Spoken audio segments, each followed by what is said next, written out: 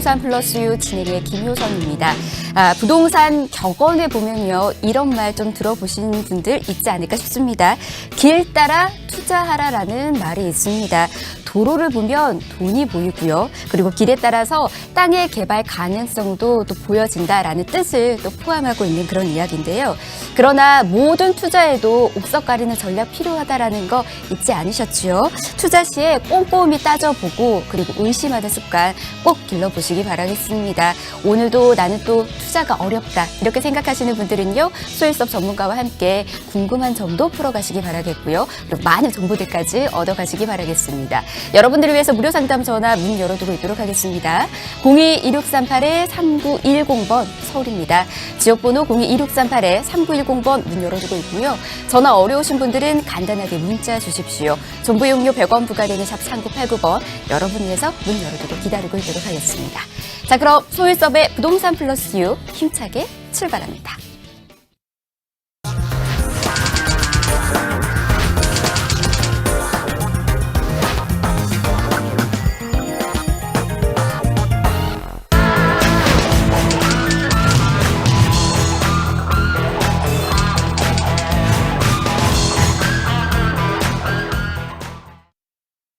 네, 소일섭의 부동산 플러스 유 여러분과 함께 생방송으로 함께하고 있습니다. 저는 이 전문가가 부동산에 있어서는 굉장히 전략가로 느껴집니다.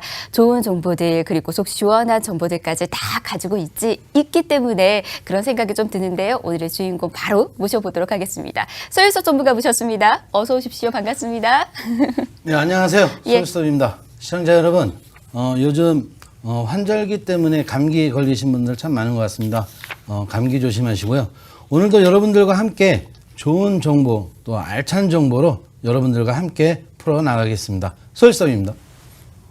네, 전무관님 어서 오십시오. 자, 오늘 이 시간도 많은 분들께서 기대하고 계시고요. 지난 시간에 이어서 저희가 한 주 만에 뵙기 때문에 더 많은 분들이 기다리고 또 찾고 계신다고 합니다. 오늘 또 기다리는 정보들 속 시원하게 또 대방출 한번 해보도록 하겠습니다. 일단은 지난 시간에 이어서 투자하기 좋은 입지는 어디인 건지, 그리고 가장 중요한 투자의 시기는 또 언제가 좋은 건지, 이러한 부분들 저희가 이야기 나누다가 아쉽게 딱 끝났잖아요. 네. 오늘 그 이후부터 또 이야기해 주신다면서요? 네, 오늘은 여러분들과 함께 이제 광범위한 것보다 어느 부분을 지정을 해서 여러분들과 함께 풀어나가려고 합니다. 전국에 지금 역세권 붐이 일어나고 있는데요. 혹시 여러분들 중부 내륙철도 혹시 들어보셨나요? 어쩌면 생소할지도 모르겠지만 그 부분을 가지고 여러분들과 함께 풀어나가겠습니다. 지도를 보시면 혹시 시청자 여러분, 서울에서 부산까지 경부고속도로가 있습니다. 자, 예를 들어서 경부고속도로, 제2의 경부고속도로가 생긴다면 여러분들은 어디에 투자를 하시겠습니까? 자, 경부고속도로 제2가 생기면 그 지역마다 IC가 생기겠죠. 그러면 그 IC 부분에 아마 투자를 하실 겁니다. 자, 그럼 마찬가지로, 자, 오늘 여러분들에게 중부 내륙 고속철도를 소개하려고 합니다. 이미 강남에서 판교까지는 전철을 운영하고 있고요. 또 판교에서 여주까지는 경강선이라고 해가지고 2016년도에 개통을 했습니다. 자, 중부 내륙 철도는 이천 부발에서 지금 여주로 써 있는데, 그래서 기본 설계에서 이제 바뀌었습니다. 원래 여주에서 출발하는 건데 이천 부발로 변경이 됐고요. 이천 부발에서 1단계가 충주까지이고, 그 다음에 충주에서 문경까지 2단계입니다. 근데 나머지 부분들을 연결해서 지금 기존 선로를 따라가 보니 부산까지 가고 있습니다. 그러니까 제2의 경부 중부 내륙 철도가 생긴다고 생각하시면 됩니다. 자, 그 부분에서 자, 중부는 1단계는 원래 사실 올해 개통입니다. 2019년도에 개통이고, 그 다음에 문경은 2021년도에 개통입니다. 그런데 교량에 문제점이 생겨서 지금 이천 부발부터 문경까지 2021년도에 개통을 앞두고 있습니다. 자, 앞으로 이제 2년 남았죠. 그래서 여러분들은 이 부분을 가지고 하나씩 풀어 나가려고 합니다. 자, 저번 주에 우리 시청자 여러분들한테 제가 말씀드렸듯이 자, 기본 발표서부터 완공까지 시청자 여러분, 여기 발표가 나면 혹시 몇 년 걸리는지 아시겠습니까? 자, 잘 모르실 겁니다. 자, 예를 들어서 내가 뭐 역세권에 투자를 할 때, 자, 앞으로 뭐 3, 4년 걸린다, 뭐 4, 5년 걸린다, 이런 단기 부분을 이야기하시는 분들이 참 많은데요. 여기 발표가 되면 10년에서 15년 정도 걸린다고 생각하시면 됩니다. 지금 이 중부 내륙 철도 같은 경우도, 공사기간이 늘어나서 지금 16년 정도 걸린다고 생각하시면 돼서 내가 어떤 시점에 내가 투자를 해야 단기의 수익을 볼 수 있고 장기가 되더라도 그 수익은 올라간다고 생각하시면 됩니다. 자, 그래서 전체적인 계획, 뭐 중부 내륙 철도 계획이라든지 뭐 기본 계획 수립이라든지 이런 전문적인 단어들이 시청자 여러분 많이 생소하시죠? 어렵죠? 저도 어려운데 여러분들은 얼마나 더 어렵겠습니까? 저도 전문적인 용어를 보면 저도 어려울 때가 있습니다. 자, 그래서 자, 중부내륙철도가 발표가 난 게 2005년도입니다. 자, 2005년도에서 기본계획 수립까지 2010년, 그러니까 몇 년이에요? 자, 5년 걸렸습니다. 자, 저 기간 안에 무엇을 하느냐? 공청회를 합니다. 자, 공청회를 해서 자, 이쪽 지역에 역이 생기니 자, 그럼 어떻게 반대하시는 분들도 있고 찬성하는 사람들도 있습니다. 그래서 그 기간이 오래 갈 수도 있고요. 사실은 무산될 수도 있습니다. 그래서 그 전에 타당성 조사를 하는 거고 그 다음에 이제 기본 설계가 나오는 거고 그 다음에 실시 설계가 들어가는 겁니다. 그 기간들을 보면 자, 기본 계획 수립해서 2011년에서 14년에 실시 설계가 들어갔습니다.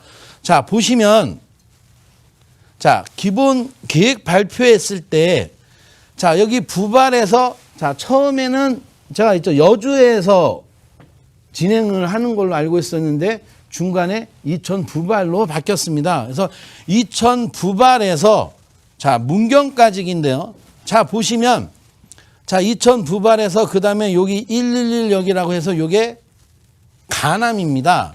자, 그다음이 감곡입니다. 2일역이 충주 앙성입니다. 자, 그다음이 충주역이고 중간중간에 이렇게 지역을 지정을 해서 발표를 합니다. 근데 중요한 것은 자, 가남의 어디 위치에 이제 여기 들어간 그런 부분들이 기본 설계가 지나야 실시 설계에서 나타납니다. 자, 지역마다 발표는 하지만 이때 이제 가남이라는 부분이 이천 부발이라는 부분이 발표를 하게 됩니다.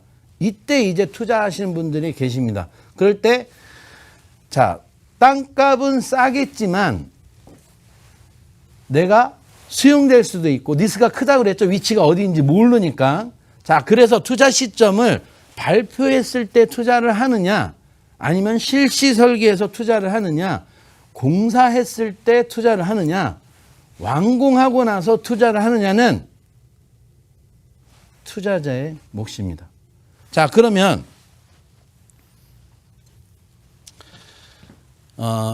자, 기본계획 발표에서 보면 자, 중간중간에 역들을 제가 한번 체크를 해봤습니다. 자, 여기는 감곡역입니다. 감곡역 보니까 뭐 주변에 대학교도 있고요.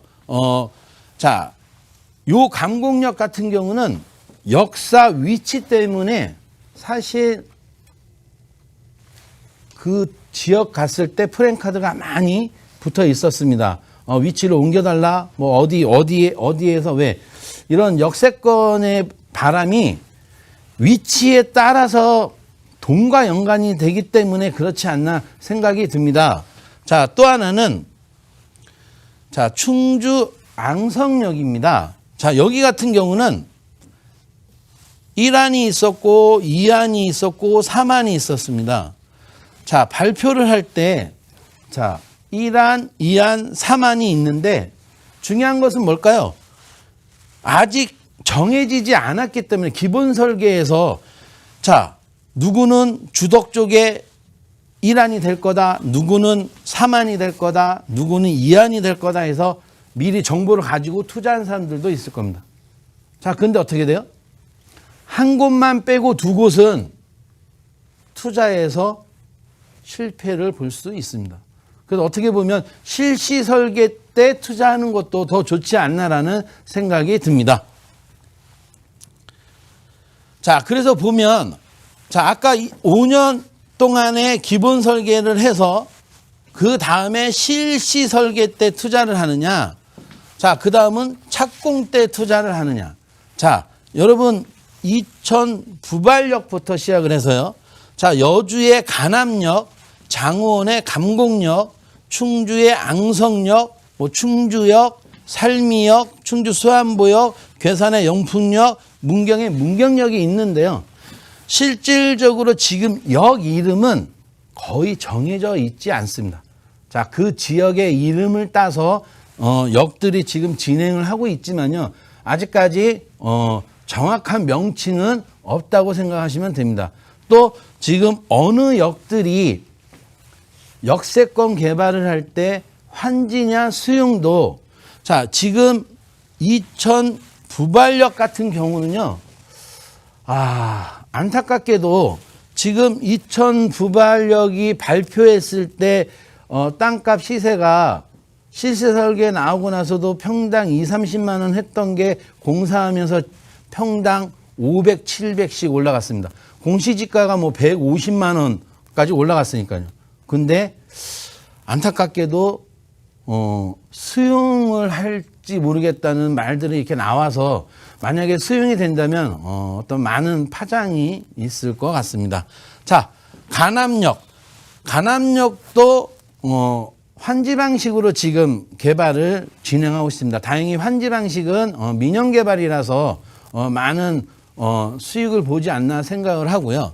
자, 장원역 같은 감곡역 같은 경우는 9만 평이라는 역세권 개발이 이미 발표가 났습니다. 근데 수용으로 진행할 가능성이 있다고 합니다. 그래서 이 점 유심히 봐야 되지 않나 생각을 하고요.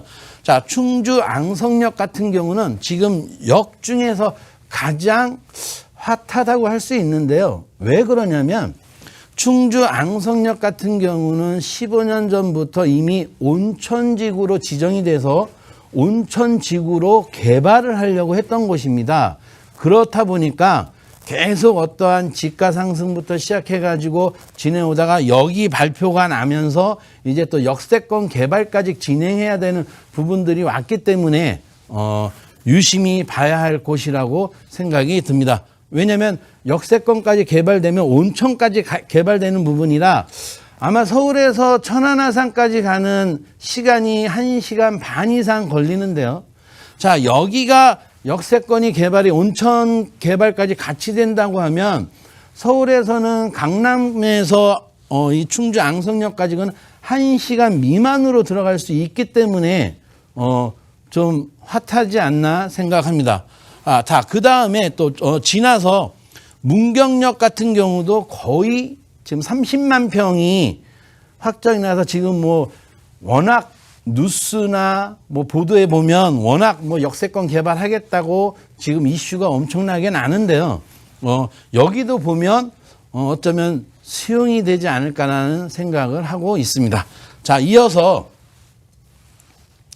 자, 실시 설계. 자, 기본 설계가 지나면 실시 설계가 나옵니다. 이제 역의 위치라든지 그런 부분이 나오면 제가 저번 주에도 말씀드렸듯이 어떤가요? 이제 방향. 역세권의 방향을 이제 잡는 거예요. 자, 실시 기본 설계하고 실시 설계가 되기 전에 중요한 것은 역의 위치가 바뀔 수 있다는 겁니다. 제가 아까 충주의 앙성역도 1안, 2안, 3안이 나왔듯이 기본 설계에서 그렇기 때문에 실시 설계 후에 투자하는 것도 괜찮지 않나라는 생각이 듭니다. 왜냐하면 여기 확정이 나기 때문이다. 그렇게 되면 여기 방향에 따라서 내가 투자를 할 수 있기 때문에 좋지 않나 생각이 듭니다. 그래서 보시면 자, 화면에서 보시면 이천 부발에서 지나서 여주 간암면이 생기고 강곡면이 생기고 충주 앙성이 생기고 충주역이 생기고 충주 살미면이 생기고 수안보 문경 이렇게 지나갑니다. 이 살미면 같은 경우는 살미역보다는 여기는 또 월악산이 유명합니다. 그래서 관광 쪽, 월악산 관광 쪽으로 해서도 이름이 변경되지 않을까 생각이 됩니다. 그래서 실시 설계에는 이미 이제 역들이 그 지역에 지정이 돼서 진행을 한다고 생각하시면 됩니다. 자, 이렇게 아까 기본 설계에서 봤을 때는 1안, 2안, 3안이 이렇게 나왔었잖아요. 근데 실시 설계에서는 이제 확정이기 때문에 1안과 3안이 지어지고 2안이 확정이 돼서 아까 충주 앙성으로 진행한다고 생각하시면 됩니다. 자, 그래서 자, 중요한 건 아까 이제 기본 설계가 기본 수립이 지났고 그다음에 실시 설계에서 확정이 났을 때는 수익의 어떤 안정성이라고 할까요? 그런 부분이 돼 있고 또 하나는 이제 착공입니다. 착공. 자, 우리가 공사가 진행이 되면 어떨까요? 투자자들은 이제 드디어 이제 시작이구나 생각을 할 겁니다. 그래서 실시 설계가 끝나면 이제 어떻게 이제 깃발들이 꽂히죠? 이제 보상을 하게 됩니다. 자, 보상을 하게 되면 자, 중요한 것은 이제 수용되는 부분들. 자, 이제 철도선이라든지 역사라든지 그런 부분들은 공익 부분이기 때문에 수용을 할 수밖에 없고요. 그래서 이제 공시지가로 제가 2배 정도 해서 보상을 한다고 했습니다. 그 외에는 지자체에 따라서 또 지역마다 수용을 할 수도 있고 민영 개발을 해서 환지 방식으로 할 수 있습니다. 그래서 그런 부분들은 유심히 참고해서 어떠한 내가 어디에다 투자를 할 때 여기가 수용이 될 건지 여기가 환지가 될 건지는 정말 전문가를 통해서 많은 부분들을 검토해야 되지 않나 생각을 합니다. 자, 보시면 똑같이 마찬가지로 다 이렇게 지나다니다 보면 빨간 깃발이 이렇게 꽂혀져 있는 데는 여기가 개발이 돼서 보상이 진행되고 있구나를 생각하시면 됩니다. 그래서 그런 부분들을 참고해서 자료를 올려놓은 거고요. 자, 마찬가지로 똑같이 지금 중부내륙 철도망들이 구축이 되면 수도권과 충청권과 영남권들이 다 연결이 되기 때문에 최단거리가 되기 때문에 어떻게 될까요? 상당한 파급적인 효과가 생깁니다. 이쪽에는 어떻게 해요? 주거와 상업과 업무적인 도시들이 생기기 때문에 도로보다는 이제 앞으로 철도라는 부분이 더 커진다고 생각하면 될 것 같습니다. 자, 착공을 보면 자, 공사가 시작이 돼서 교량이라든지 철길이 올라가면 어떻게 될까요? 이제 멈추지는 않습니다. 자, 이럴 때 지금도 이 착공 때 투자하면 어떻게 될까요? 앞으로의 미래 가치는 자, 처음에 기본 설계에서 투자했을 때는 지가가 아주 낮았을 거고요. 이제는 공사가 본격적으로 해서 교량이 올라가고 착공을 하게 되면 이제 이 공사는 멈추지 않습니다. 자, 그렇게 되면 이 미래 가치는 어떻게 될까요? 자, 내가 투자를 할 때, 자, 저 15년 기간 동안에 중간중간에 투자 포인트들이 있습니다. 내가 단기에 갈 건지, 중기에 갈 건지, 장기에 갈 건지에 따라서 중요한 부분은 안정성인 것 같습니다. 내가 조금 지가가 상승돼 있더라 하더라도 앞으로 아직 완공이 안 돼 있기 때문에 어떤가요? 지가의 상승폭은 있을 거고요. 또 하나는 아직도 역세권이라는 개발이 남아 있습니다. 자, 여기 개통이 되면 역세권 개발이 그 전부터 움직이기 시작을 합니다. 그래서 어떨까요? 가격의 상승은, 내가 미래의 가치는 더 상승하지 않나 생각을 합니다. 물론 완공된 다음에 투자하시는 분들도 있습니다. 그건 투자일까요? 실수요자일까요? 저는 개인적으로 착공 때 토지에다가 투자하는 것도 있지만 그쪽에다가 건축 행위를 해서 역세권이 개발될 때까지 수익을 보는 부분도 있지 않나 생각을 합니다. 꼭 토지에만 투자를 하는 게 아니라 2차선이나 3차선이나 4차선 역세권 섹터 안에 들어간 그 도로를 가지고 뭔가를 내가 또 활용한다면 좋은 수익이 일어나지 않을까 생각이 듭니다. 자, 보시면 자, 착공 때 이렇게 다 이제 뭐 환영해가지고 2014년도 중부내륙철도가 예산 확보가 돼서 공사 착공, 그러니까 2014년부터 공사가 시작이 됐네요. 자, 그래서 환영해서 뭐 이제 주민들도 하고 또 이제 공식적으로 홈페이지에 이렇게 나옵니다. 철도건설 기공식 해가지고 이제 각 처에 나와서 이제 축하도 하고 커팅식도 해서 진행을 합니다. 자, 정보는 내가 관심이 있어야 유심히 볼 수 있습니다. 관심 분야가 아니면 아무리 좋은 기사가, 좋은 정보를 발표를 해도 아, 저기 여기 생기는구나. 아, 저기 도로가 뚫리는구나. 그걸로 끝입니다. 하지만 내가 투자를 찾을 때 좋은 수익을 보려면 어떨까요? 아, 저기 여기 생기면 역 주변으로 개발을 하겠구나. 그래서 좋은 입지, 위치 상당히 중요한 것 같습니다. 자, 위치가 중요하면 그 다음에 땅은 뭐가 중요하다고 했나요? 용도입니다. 제가 여러분들한테 토지 처음 투자할 때 말씀드렸듯이 용도 중요하다고 했습니다. 자, 농림지역보다 관리지역에 투자하는 게 중요하다고 말씀을 드렸습니다. 관리지역 중에 세분화가 돼서 계획관리지역에 투자하면 상당히 좋고요.